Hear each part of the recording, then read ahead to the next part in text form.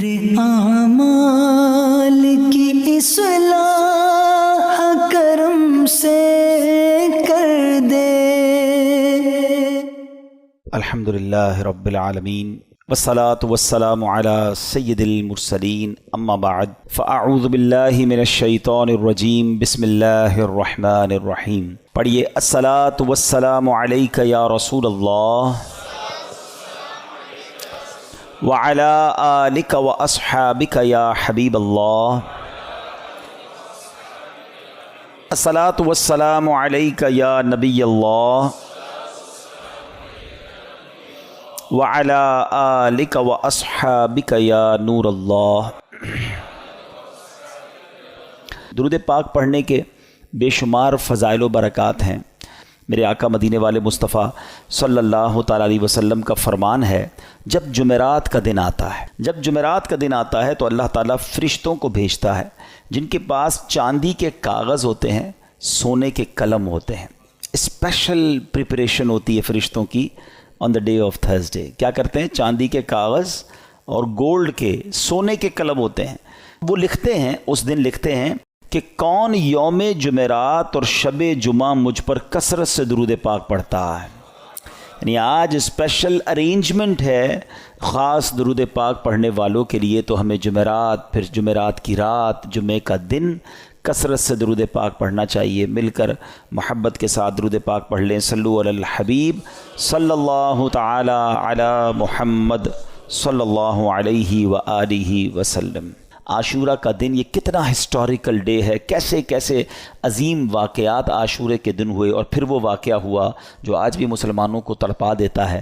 کربلا کے میدان میں بھوکا پیاسا اور ظلم کے ساتھ نواسہ رسول امام حسین اور ان کے پورے قافلے کو جس طرح بے دردی سے شہید کیا گیا، اور جو ظلم کیا گیا وہ آج بھی سنتے ہیں تو دل دہل اٹھتا ہے۔ تو آج ہم کچھ امام حسین رضی اللہ تعالیٰ عنہ کی فضائل پر، اور اس کے بعد ان یزیدیوں کا کیا بنا۔ کربلا کے بعد تو وہ ایک طرح سے ون کر گئے تھے نا، اگر ہم فگرز کی بات کریں تو وہ اسٹریٹجیکلی تو ون کر گئے تھے، مگر پھر ہوا کیا؟ ان کو کیا وہ راس آئی وہ حکومت، اور کیا انہوں نے مزے کیے؟ کیونکہ وہ تو چاہتے تھے کہ امام حسین بھی یزید کی بیعت کر لیں، مگر اس کے بعد کنٹرول کیسا ملا اور ان کا نتیجہ کیا نکلا؟ بہت سارے درس ہیں ہمارے پاس آج کے بیان میں، اور یقیناً یہ دل کو افسردہ کرنے والی باتیں بھی ہیں۔ مگر اس سے پہلے میں کہ آپ کو پیر مہر علی شاہ صاحب، سبحان اللہ، جیسے سیدی اعلیٰ حضرت ہے نا، آئے ہائے، پیر مہر علی شاہ صاحب بھی کمال کی شخصیت ہیں۔ اللہ نے کمال کا عشق رسول عطا فرمایا اور کمال کا علم بھی عطا فرمایا۔ مگر آپ کا ایک واقعہ سنیے گا آپ۔ ایک بار ایک پادری آپ کے پاس آیا، عیسائیوں کا پادری تھا، اور وہ کہتا ہے کہ قرآن پاک میں آپ کا دعویٰ یہ ہے کہ تمام چیزوں کا ذکر ہے، ہر بات کی اس کے اندر جو ہے وہ ڈیٹیل موجود ہے، تو امام حسین تو آپ کے نبی کے نواسے ہیں، اور اسلام کی خاطر اتنی بڑی قربانی دی، کربلا کے میدان میں سب کچھ لٹا دیا، لیکن ان کا ذکر تو قرآن مجید میں موجود نہیں ہے۔ پیر مہر علی شاہ صاحب سے وہ کہتے ہیں، پیر مہر علی شاہ صاحب نے اس انگریز کا، اس پادری کا یہ اطمینان کے ساتھ اعتراض سنا، اور آپ نے کہا کہ کیا آپ نے قرآن پورا پڑھا ہے؟ وہ پادری کہتا ہے ہاں میں نے پورا قرآن پڑھا ہے، اور قرآن میں اپنی جیب میں رکھ کے گھومتا ہوں، جو بکلیٹ تھی قرآن کی وہ ساتھ ہی رکھتا تھا۔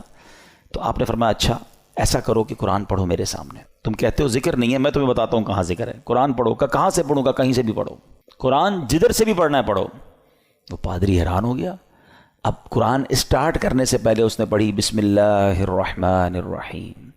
پیر مہر علی شاہ صاحب نے کہا بس رک جاؤ، بسم اللہ الرحمن الرحیم پڑھی ہے نا، تو اب غور سے سنو۔ اور آپ نے فرمایا کہ بسم اللہ شریف کے علم العادات کے لحاظ سے 786 اعداد ہیں، آپ بھی جانتے ہوں گے 786 یہ جو ہے نا اعداد بنتے ہیں، یہ ایک پورا علم ہے علم العادات کا۔ تو آپ نے فرمایا کہ نوٹ کرو بسم اللہ الرحمن الرحیم میں 786 عدد ہیں، اور امام حسین جو لفظ امام حسین ہے اس کے عدد ہیں 210، لکھو اپنے پاس۔ امام حسین کا سن پیدائش ہے 4 ہجری، لکھو آگے 4۔ آپ کا سن شہادت 61 ہجری ہے، لکھو آگے 61۔ لفظ کرب و بلا کے جو عدد بنتے ہیں وہ بنتے ہیں 261، لکھو 261۔ امام حسن کے عدد بنتے ہیں 200. امام حسن کا شہادت جو سن ہے وہ ہے 50 ہجری. اب ان سب کو ٹوٹل کرو، جب اس نے ٹوٹل کیا تو اس کا رزلٹ بھی 786 آتا ہے. ہمارے علماء کا علم دیکھو. اب اس پادری کے سامنے آپ فرماتے ہیں ابھی تو ایک ہی آیت پڑھی ہے، اس میں امام حسین کا نام بھی موجود ہے، ان کی پیدائش کا سن کا ذکر بھی موجود ہے، امام حسین کی سال شہادت کا ذکر بھی موجود ہے، امام حسین کے بھائی جان امام حسن کا نام بھی موجود ہے. اس آیت سے پتہ چل گیا کہ یہ دونوں بھائی بھی ہیں. آگے چلو گے تو قرآن میں اور بھی اس طرح کے واقعات مل جائیں گے. اللہ اکبر. جب پادری نے بسم اللہ الرحمن الرحیم کی تفسیر کا یہ انداز پیر مہر علی شاہ صاحب سے سنا تو اس کا دل نور ایمان سے جگمگایا، وہ کلمہ پڑھ کر مسلمان ہو گیا. یہاں پر علم قرآن اور علماء کرام کو اللہ پاک نے کیسا مقام دیا ہوا تھا یہ بھی ہمیں سیکھنے کو ملتا ہے.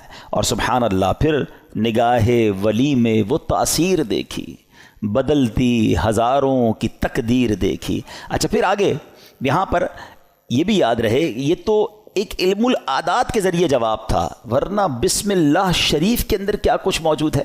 مولا علی شیر خدا کرم اللہ تعالی وجہ الکریم، آپ پتہ ہے کیا ہیں؟ آپ باب صلی علی کہلاتے ہیں. ہم نے منقبت میں سنا نا، وہی جن کو باب صلی علی کہیں. باب صلی علی کا مطلب کیا ہے؟ آقا فرماتے ہیں، حدیث پاک کا مضمون ہے، میں علم کا شہر ہوں اور علی اس کا دروازہ ہے. یعنی باب ہے اس شہر کے. تو آپ فرماتے ہیں کہ اگر میں چاہوں تو بسم اللہ کی تفسیر سے 70 اونٹ بھر دوں. یعنی اس کا مطلب یہ ہوا کہ اتنے کاغذوں پر اتنی بکس بن جائیں گی تفسیر کی، صرف بسم اللہ شریف کی، کہ 70 اونٹوں پر اس کو رکھا جائے گا تب جا کر کمپلیٹ ہوگی. تو یہ ہے قرآن اور یہ ہے علم القرآن جو ہمارے اسلاف کو معلوم تھا. مگر آج ہم قرآن سے بہت دور ہیں، ہم قرآن پڑھتے نہیں ہیں. اچھا یہ تو ایک فی البدی جواب تھا پیر مہر علی شاہ صاحب کا کہ جناب علم العادات سے یہ ذکر کیا، مگر قرآن مجید فرقان حمید میں اہل بیت اطہار کا صراحت کے ساتھ اور سبحان اللہ گویا ان کی شان اور ان کی منقبت قرآن بیان کرتا ہے. کتنی خوبصورت ایک آیت ہے قرآن پاک کی، پارہ 22 ہے، سورہ احزاب، آیت نمبر ہے 33. اللہ قرآن میں ارشاد فرماتا ہے انما یرید اللہ لیذھب عنکم الرجس اہل البیت ویطہرکم تطہیرا. ترجمہ، اے نبی کے گھر والوں، اللہ تو یہی چاہتا ہے کہ تم سے ہر ناپاکی دور فرما دے اور تمہیں پاک کر کے خوب صاف ستھرا کر دے. طبرانی اور مسلم شریف میں حدیث پاک میں ہے کہ پیارے آقا علیہ الصلوۃ والسلام نے حضرت علی، حضرت فاطمہ اور حسنین کریمین رضی اللہ تعالیٰ عنہم کو چادر مبارک میں لے کر یہ آیت تلاوت فرمائی. اور ایک روایت میں ہے کہ آپ علیہ الصلوۃ والسلام نے دعا کی، مولا یہ میرے اہل بیت ہیں، انہیں خوب ستھرا فرما دے. سبحان اللہ. اسی آیت کے بارے میں مولانا حسن رضا خان صاحب لکھتے ہیں نا، ان کی پاکی کا خدائے پاک کرتا ہے بیان. ان کی پاکی کا خدائے پاک کرتا ہے بیان. آیا تطہیر سے ظاہر ہے شان اہل بیت. یعنی ان کی شان قرآن بیان کر رہا ہے. تو امام حسین کا ذکر بھی ہو گیا نا، امام حسن کا ذکر ہوا، بی بی فاطمہ کا ذکر ہوا. اللہ اکبر. اور آگے چلیے ایک اور جگہ سورہ شورى آیت نمبر 23 میں اللہ ارشاد فرماتا ہے قُلْ لَا أَسْأَلُكُمْ عَلَيْهِ أَجْرًا إِلَّا الْمَوَدَّةَ فِي الْقُرْبَى. اللہ قرآن میں فرماتا ہے تم فرماؤ میں اس پر تم سے کوئی معاوضہ طلب نہیں کرتا مگر قرابت کی محبت. نبی پاک نے کیا فرمایا؟ اور کوئی معاوضہ طلب نہیں کر رہا مگر میرے عزیزوں سے محبت کرنا. سلطان المفسرین حضرت عبداللہ ابن عباس رضی اللہ تعالیٰ عنہ فرماتے ہیں جب یہ آیت نازل ہوئی صحابہ کرام نے عرض کی یا رسول اللہ صلی اللہ تعالیٰ علیہ وسلم، آپ کے اہل قرابت جن سے محبت کا اللہ پاک نے حکم دیا ہے یہ کون ہیں؟ فرمایا علی، فاطمہ سبحان اللہ اور ان کے دونوں بیٹے یعنی حسنین کریمین رضی اللہ تعالیٰ عنہم. ہم کیوں نہ پنجتن پاک سے پیار کریں؟ ان سے پیار کا، ان سے محبت کا حکم گویا ہمیں قرآن دے رہا ہے. اور سبحان اللہ ایک اور آیت میں کس انداز سے ان کا جو ہے وہ شان بیان ہوتی ہے. پارہ نمبر ہے 5 سورہ نساء آیت نمبر 54. اللہ پاک ارشاد فرماتا ہے ام یحسدون الناس علی ما آتاہم اللہ من فضلہ. ترجمہ بلکہ یہ لوگوں سے اس چیز پر حسد کرتے ہیں جو اللہ نے انہیں اپنے فضل سے عطا فرمائی ہے. حضرت امام باقر رضی اللہ تعالیٰ عنہ فرماتے ہیں اس آیت کریمہ میں بیان کیے گئے وہ لوگ جنہیں اللہ پاک نے اپنا فضل عطا کیا اور جن سے کافر و منافق حسد کرتے ہیں، خدا کی قسم یہ ہم اہل بیت ہیں. خود امام باقر نے گویا اس کی تفسیر کی کہ جن کے بارے میں یہ ذکر ہو رہا ہے یہ ہم اہل بیت ہیں. سبحان اللہ یہ مقام ہے اہل بیت کا. ایک جگہ نبی پاک علیہ الصلوۃ والسلام کیا خوب فرماتے ہیں، حدیث کا مضمون ہے کہ میری اہل بیت میری امت کے لیے کشتی نوح کی مانند ہے، جو اس میں سوار ہو جائے گا وہ پار لگ جائے گا. اچھا یہ کس کے لیے کہا؟ اہل بیت کے لیے. اب ذرا توجہ کیجیے گا اعلیٰ حضرت کا کس طرح حدیثوں پر یوں سمجھیے کہ عبور تھا اور کیا انداز تھا، اور آپ کو سمجھ آ جائے گی بات کہ اہل بیت کو کیا کہا؟ کشتی کہا. ایک جگہ نبی پاک کی حدیث ہے اصحابی کالنجوم فبأیہم اقتدیتم اہتدیتم. آقا فرماتے میرے صحابہ ستاروں کی مانند ہیں، ان میں سے جس کی بھی پیروی کرو گے تم کامیاب ہو جاؤ گے، ہدایت پا جاؤ گے. اب ذرا میرے ساتھ رہیے گا. صحابہ کو کیا کہا؟ ستارے، سٹارز. کیا کہا؟ ستارے. اور اہل بیت کو کیا کہا؟ کشتی. ہیں اچھا اب دونوں سے ہمیں تو محبت کرنی ہے، دونوں کا پیار دل میں ہونا یہ ایمان کے لیے ضروری ہے. انفارچونیٹلی آج ایسا دور آ گیا ہے کہ کچھ لوگ صرف صحابہ کی بات کرتے ہیں، اہل بیت کی بات نہیں کرتے. کچھ صرف اہل بیت کی بات کرتے ہیں، صحابہ کی بات نہیں کرتے. ہمیں اللہ نے کیسا پیارا عقیدہ دیا، کتنا خوبصورت ایمان دیا کہ صحابہ سے بھی ہمیں پیار ہے، اہل بیت سے بھی ہمیں پیار ہے.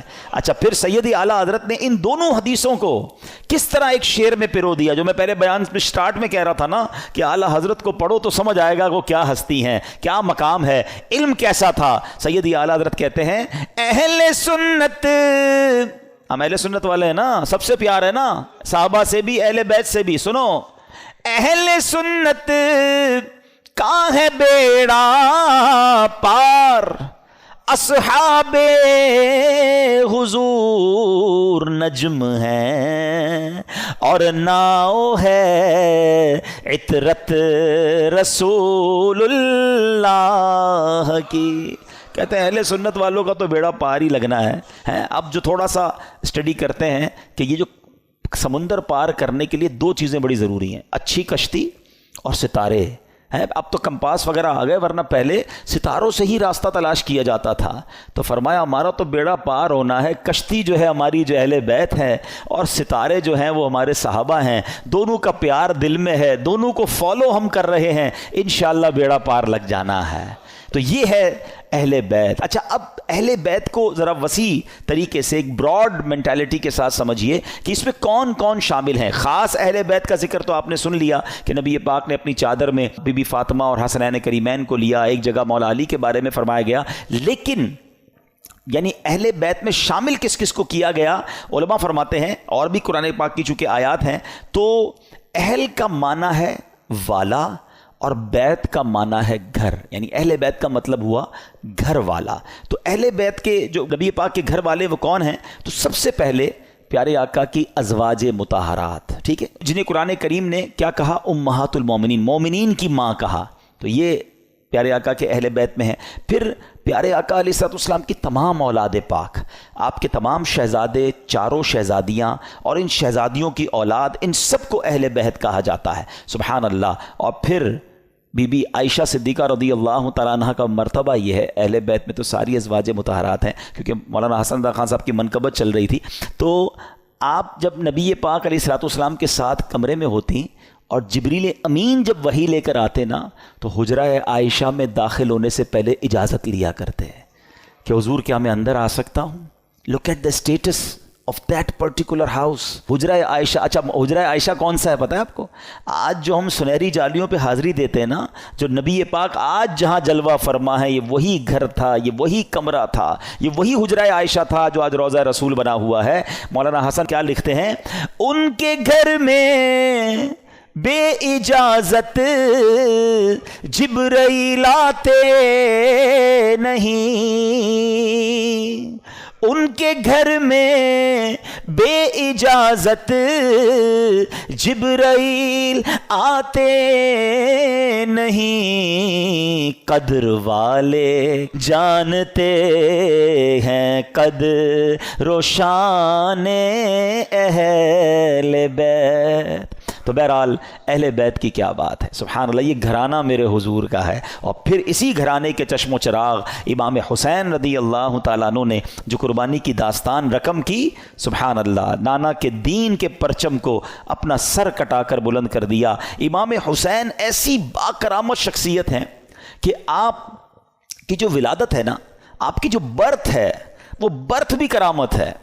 آپ 6 مہینے میں، آپ کا جو حمل تھا، ماں کے پیٹ میں آپ رہے، وہ 6 مہینے رہے، اور یاد رہے کہ پوری دنیا میں سیدنا یحییٰ علیہ السلام اور امام عالی مقام امام حسین کے علاوہ کوئی ایسا بچہ زندہ نہیں رہا جس کی مدت حمل 6 ماہ ہوئی ہو۔ یعنی آپ فرام دا ڈے 1 آپ کی ولادت ہی کرامت ہے۔